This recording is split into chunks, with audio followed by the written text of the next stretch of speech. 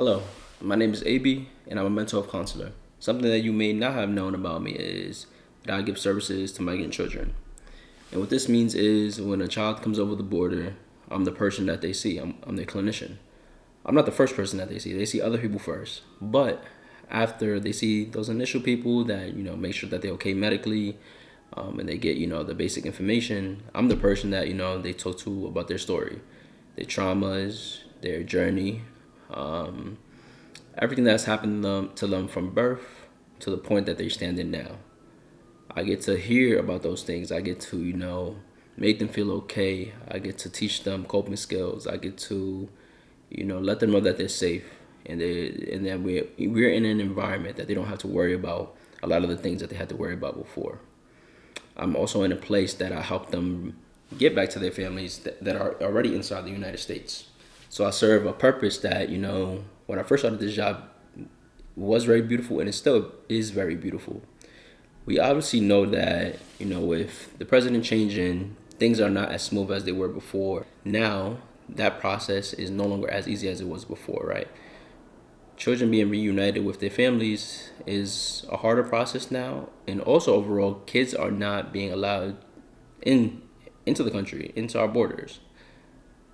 And with this, I think to myself, okay, Trump is doing what he said he wanted to do, right? He wanted to make it so that migrant people weren't coming over the border. And people voted for that, and that's what they wanted. So cool. At the same time, when I think about this, I think to myself, these people were coming here out of necessity. They were coming here because they were no longer safe in their countries. And I'm just going to talk on the perspective of kids because that's what I work with on a daily basis. That's the population that I touch personally. If these kids are not being allowed to cross the border and to get assistance and to be assisted and be taken care of in our programs, then where are they now?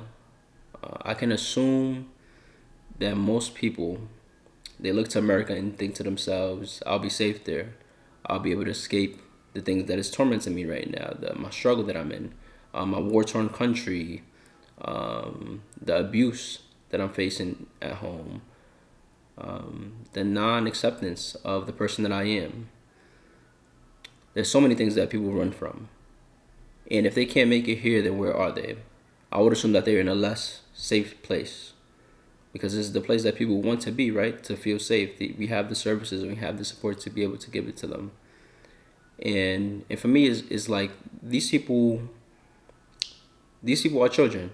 They're under 18 years old and they need to be supported and they need to feel safe. And I also know, and something that I've realized is that empathy is not a skill that everyone has. It is not something that is innate within everyone. It is something that you learn and you add to your toolbox. And I realized this through like my years inside therapy and just struggling with the conclusion that not all people care about other people. That is not something that is innate in everybody. And it was very hard for me to come to that realization. But when I did, I understood that, empathy is something that you have to teach people. You have to teach people to step inside other people's shoes and care about the things that, don't personally affect them. And you see this every day, right? A person can't relate to what's happening to another person, so they don't care about that thing. And once you come to the realization that empathy is not something that is innate, that we all have, and it's something that must be taught, then we can do the work a different way. So I wanted to share that, these kids it's not like these people want to come here, right? Think about it. If your migrant parents or grandparents or ancestors, they were living in a country that was stabilized, they were not in fear of war or being tormented because the person they were, or being persecuted because of religion or all the other things that could be there, do you think that they would be here? And I think the answer to that is quite obviously no. Because if everything is going really well in your country, why would you come to another country? I'm pretty sure that everybody would love to be in their country. Everybody would love to stay in the place that their people are from. So I want you to realize that these kids, they come here from all ages. The youngest kid that I had, I believe, was like 5 years old, and he came to this country. This kid doesn't know where he is. He doesn't know why he left. He doesn't know a lot of things. And even through all that, through therapy, he's able to share bits and pieces of his stories, which was really beautiful, right? Because at that age, you can't even really process a lot of those things. You just know that they happened. And to be able to, share those things and be able to work on those things in therapy is a beautiful thing. And on the other hand of that, there's people that believe that children, children like that, like little babies, shouldn't get the opportunity to come to a place that they are gonna feel safe. And that's where the empathy part comes in, right? You can't feel what that kid feels. You don't understand what that kid is going through, so you just believe that it's not worthwhile helping these people. And to that I say, if you look around in your very own family, if you look around the youth that you interact with, and you put them in a position of they are very unsafe wherever they are, and they need to escape, I know you would hope that they would be able to go somewhere and be safe. Even if that place was foreign, you would hope that they would welcome them. They would give them services. They would make them feel okay. They would have a support system. And in this regard, I'm just talking about children, right? I'm not talking about their parents. I'm not talking about anything else like that, right? Because there are a lot of parents that send away their children because they know that they're not safe and they need to get away. So we have to think about children. These kids are in less safe places because of the policies that are being passed. And there just needs to be more empathy overall for these kids, for these migrants. And just the other hand is too, like, these people come here to improve their lives. All the stories that I've heard is, I want to better my life. America is going to give me the opportunity. I'm going to be able to, join with America and learn the culture and, do beautiful things in this country where my country didn't allow me to, where I was unsafe in my country. I came here to do beautiful things. I came here to learn and get a job and, and give to America. I didn't come to take. And I think there's a lot of rhetoric that is being tossed around where, like, these people are coming here to just, feed off the system. But every case that I've seen is these people are here to work. And there might be cases here and there where, that might be the case, but it's not the majority. Because what would be the whole reason to just come here to do that, right? Most of these people want to work to give back to their family and back in home country. These people are hard workers. They care deeply. They want opportunities. And also, if we are mad at the way the system is working with migrant policies, we are very smart people, right? We can think of different ways in which you can fix the system to, immigrate here. Because I have ideas in my own head. And I'm just a mental health counselor about how we can fix the immigration system. So I know there's people smarter than me. We just have to tackle it with empathy. We have to step inside other people's shoes and understand that, nobody would leave their country if they felt safe and they felt secure and their country was okay. These journeys I've heard from children that they've taken years. Not every journey is like a quick trip. Some of these kids come from Africa. They come from India. They come from all over the world. It's not quick, little, easy trips.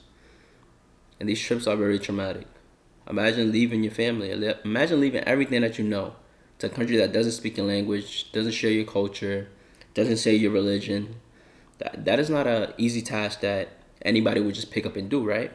It's not. It just isn't. And I think we have to be more aware of the things that we say about these people. I know, as I said before, empathy is a skill, and I'm hoping that you can sit down with yourself and just try to step into that place. Maybe look at one of your ancestors. Maybe look at a youth in your family and think about that. Think about that process of what all the things it would take for you to, get up and go. Because it's even hard for us to, move from state to state. So imagine what a person is doing to move from country to country. I wanted to speak up about this because even though I don't have a big platform, I want to make sure that I'm using whatever means possible to, share that, people like me exist that, are doing the work with these very people that are being affected. And I want to share my opinions as a clinician, as a person, as a black male, that, I feel for these people. And I'm hoping that the system can change in positive ways to make sure that everybody is looked after. Because the way that things are going is not okay. And I've worked with these people, and I hope that, we get to treat people like people. Because no matter where we come from, we no matter where we come from, we are people. And that's just simply how I see it. There's better ways to handle things. And just share your thoughts in the comments, because I think this is very important. And we need to treat the migrant community a little bit better. Just off the simple fact that they're people in itself. We shouldn't be tearing families apart. We shouldn't be not allowing children to come over our border. This is America, and I know for a lot of people like me, America hasn't been a great place, but I think it should be better than what we're doing right now. And if you're from New York City, on a side note, go outside and vote. Your vote matters, and you see the sticker, so I voted. I'm not just talking to talk. Shout out to everyone and to the migrant community in New York City and all over the country. I hope you're being supported. I hope that you feel that people are speaking up for you. I'm doing my little part, and I'm gonna continuously do my little part. And if we put all of our little parts together, what does it form? Something big. Catch you on the next one. Catch you on the next one.